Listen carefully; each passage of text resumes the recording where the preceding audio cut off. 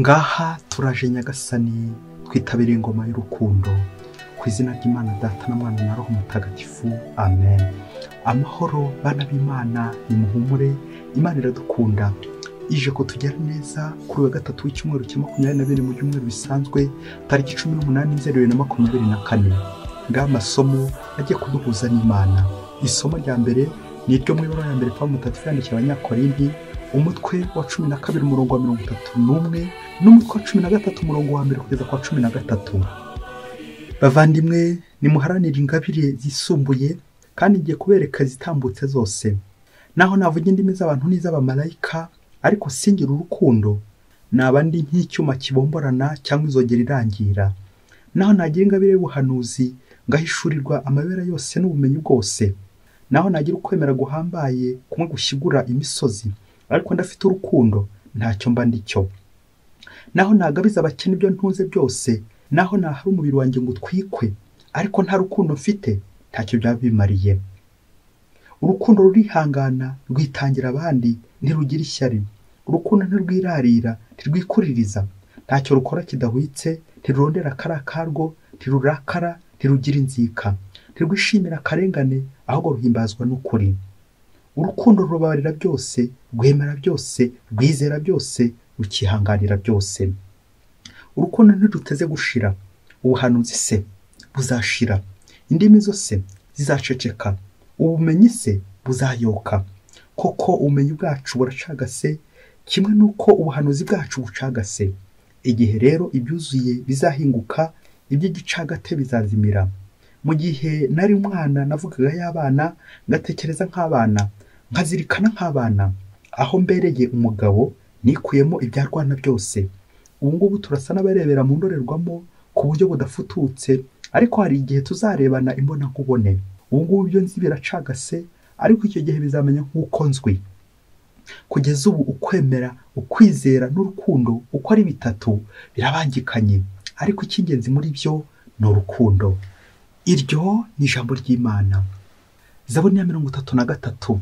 Hahirwa ihanga uhoraho abereye Imana. Nimusingize uhoraho mucurange ikembe, munamucurangire inanga y'imirya 10. Nimumuririmbire indirimbo nshya, mumucurangire binoze muranguruye amajwi.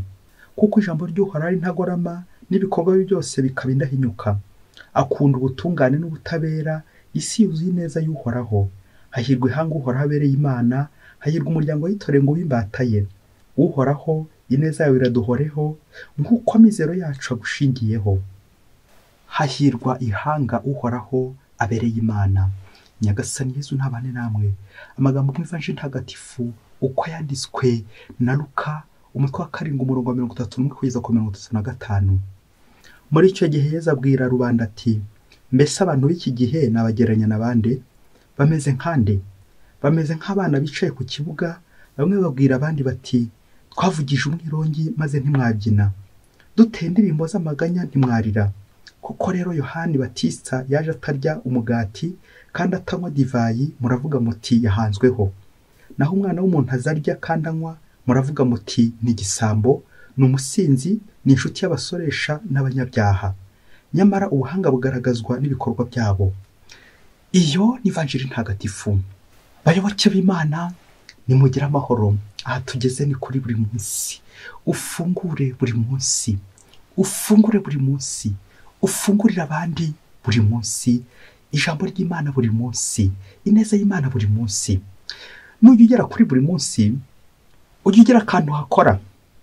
Ujya ugira akamenyetso kagaragaza ko nyine wahageze. Ushaka kwikiriza uti amen. Amen ni ijambo rirerire rikomeye cyane. Kuko Imana iratubwira, iba ishaka ko tuyisubiza. Erega ushobora no kudasubiza gusa, nanjye kuvuga mu magambo, ugakoresha ibikorwa. Niba Yesu ariko nta mukambwira umuntu ngomba gufasha, icyo ni igisubizo ugiye gutanga.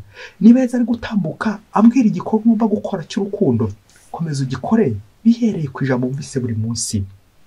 Yesu abagambiye kugira ngo gutume nanjye ntume, twumve ijambo rye, tugire aho duhinduka.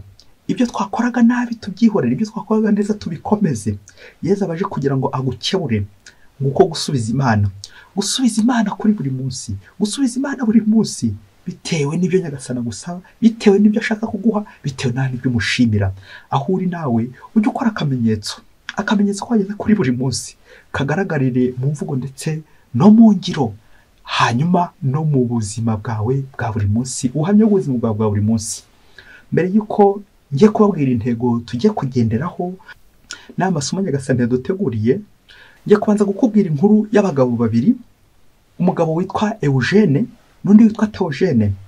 Ngo Eugene ngo yari umukire ukomeye cyane, ariko bishoboke ko atazi n'umuryango wa kiliziya, ariko ari umukire.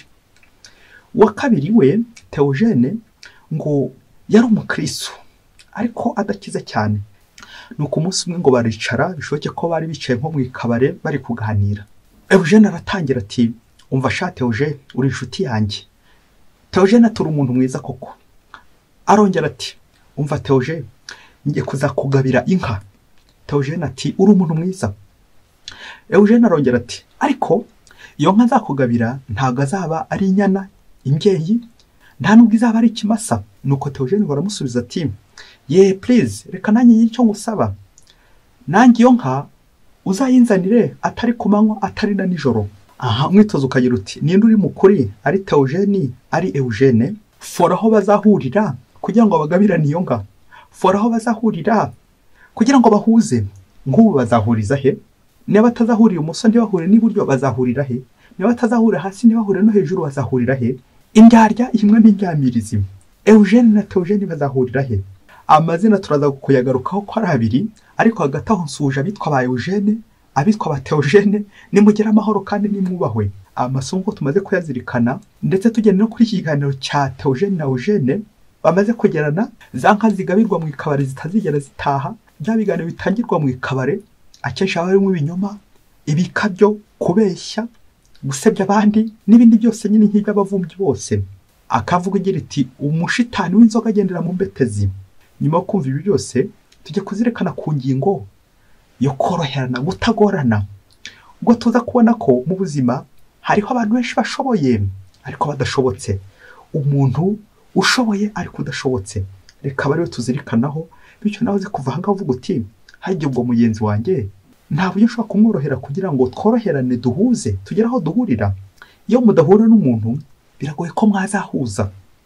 Eugene na Theogene birangiye nyine badahuje. Kubera iki? Bitewe n'aho bahuriye, ibitekerezo byabo ntibiri guhura, bari gucengana, indyarya imwe n'indyamirizi.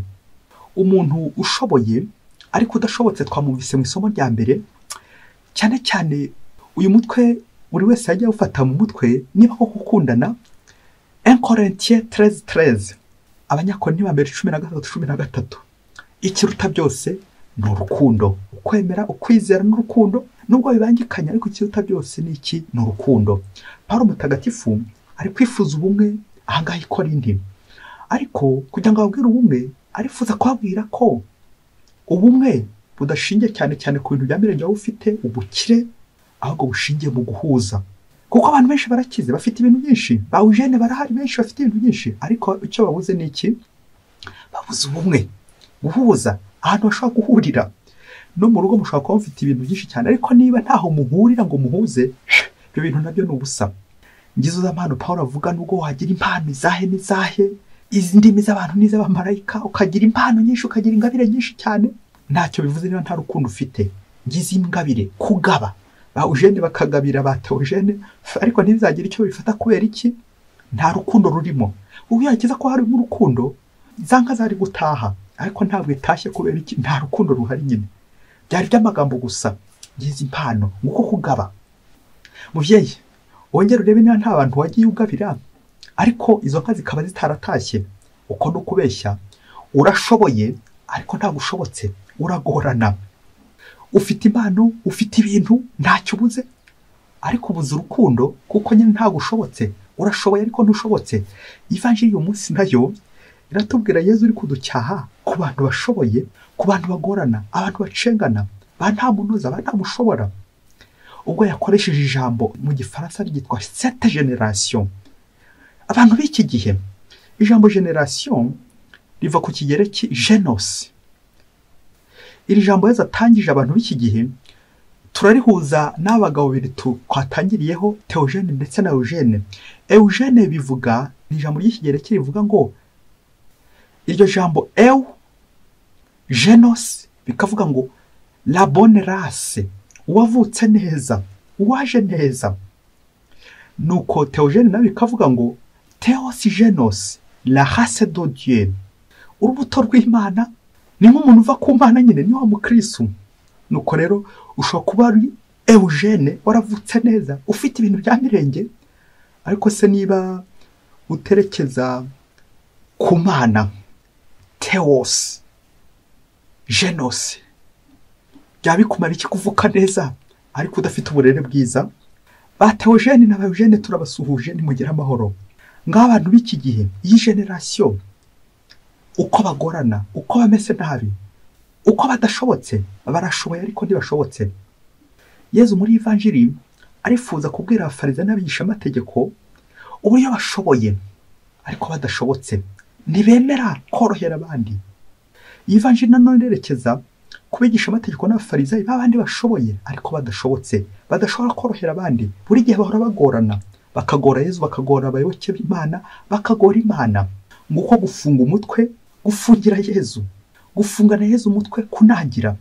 Evanjiri kandi irerekeza uburyo tugora Yezu, ducenga Yezu. Yohani batisa umwanya wo kwisubiraho kugira ngo abantu bitegure Mesiya, ariko Yohani batisa abafarisayo n'abigisha amategeko ntibamwemeye, none Yezu nawe araje ntibamwemeye. Ubu se baherereye nguko kugorana. Yezu adushyira ibumoso ntitugeyo, adushyira iburyo ntitugeyo, tugahora tumugora, tumucenga, kakurya Eugene acenga Theogene, kaza kurangira ntaho bahuriye, ntaho banahurije. Nguko natwe dushobora kuza gusenga, ariko niba ntari gufungura umutwe ngo ndekeze atambuke atambagira iwanjye, ntacyo bizamarira.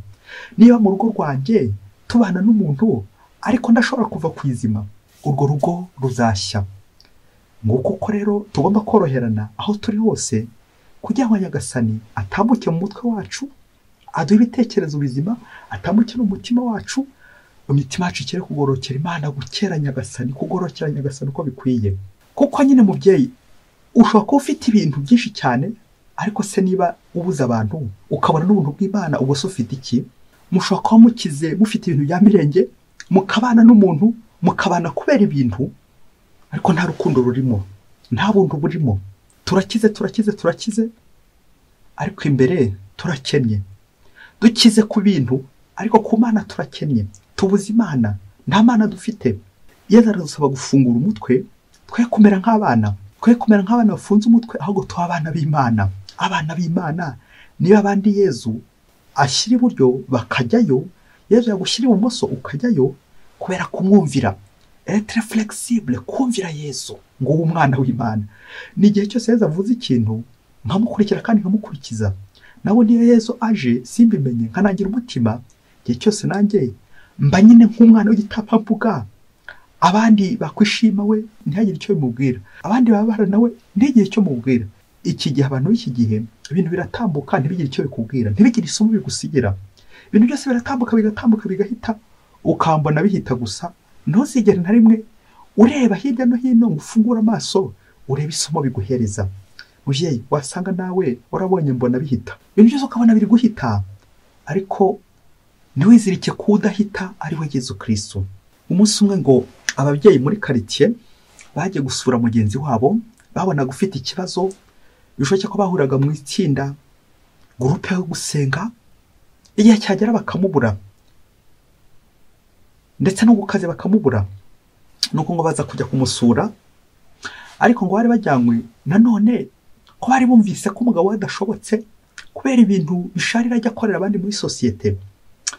Nuko baragenda, bageze iwe batangira baramubaza batari ko wowe ubanyute n'uyu mugabo, kuba usanzwe mu kazi ahungeta abantu n'izindi ngeso nyinshi cyane yishoramo, mubanye mutahangaha.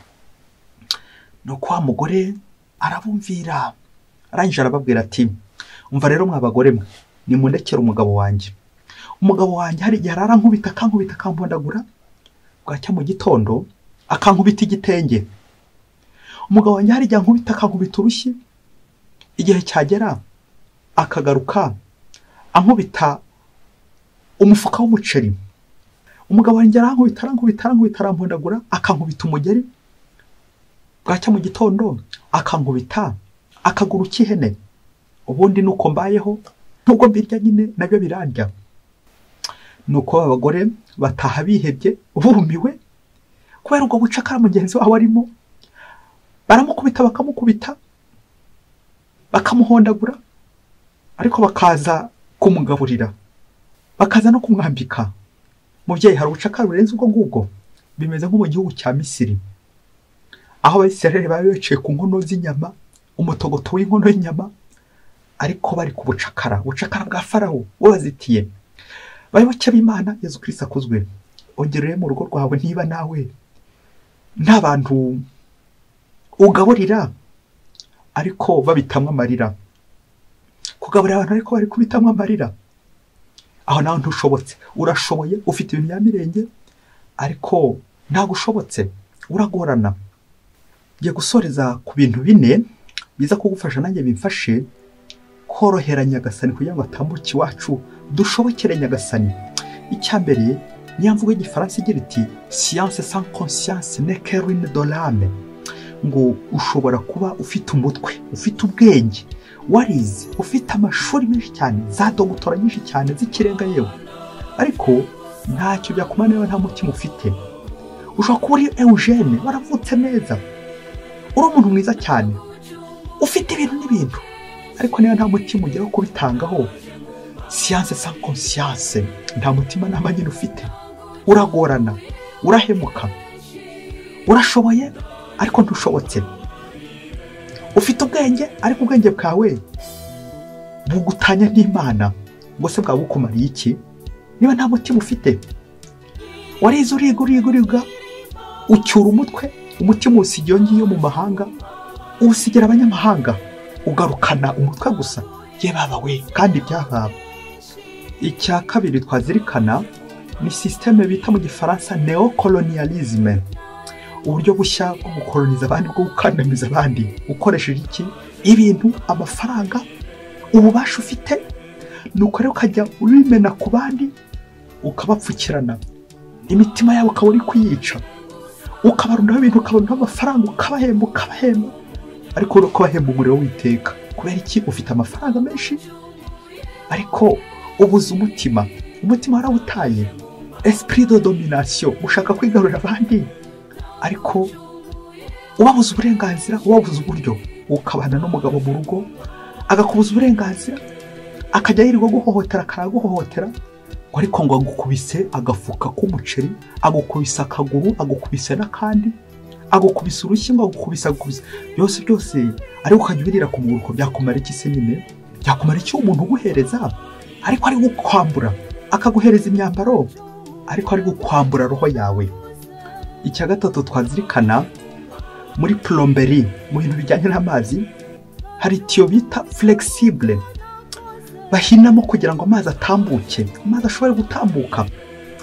Nawe rero kugira ngo roho y'Imana atambuke iwawe, amazi, biragusaba ako kantu na flexibility, koroha, ukorohera abandi, kugira ngo roho y'Imana atambuke umutwe, atambuke n'umutima wawe, worohera abandi, woroshye kandi worohera abandi.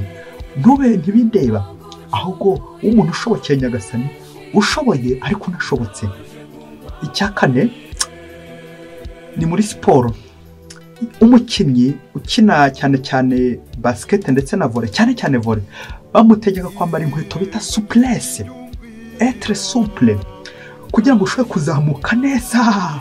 Ubundi ko kuze kugera hejuru, usimbushe ugera hejuru, biragusaba nyine ubwo buryo bwiza bwo gusimbuka iyo nkweto souplesse, muko nanone koroherana, kugira ngo ushobore kuzamuka ugere ku Mana, ugere no ku bavandimwe. Bigusaba souplesse, kwambara iyo nkweto yo korohera abandi, kuko burya ushobora kuba ufite ibintu, ukagira amafaranga menshi cyane, ariko niba nta mutima urimo, umutima mubyeyi, koroherana. Uyu munsi nawe wige gushoboka, être disponible à Dieu, ureke Imana itambuke iwawe, roho y'Imana akujyana ashaka, bityo nimuzakora neza icyo Imana ishaka buri munsi. Mwese Imana ibahe umugisha. Imana Data na Mwana na Roho Mutagatifu. Amen. Padiri Musumbuko Ladislas wa Diyosezi ya Cyangugu.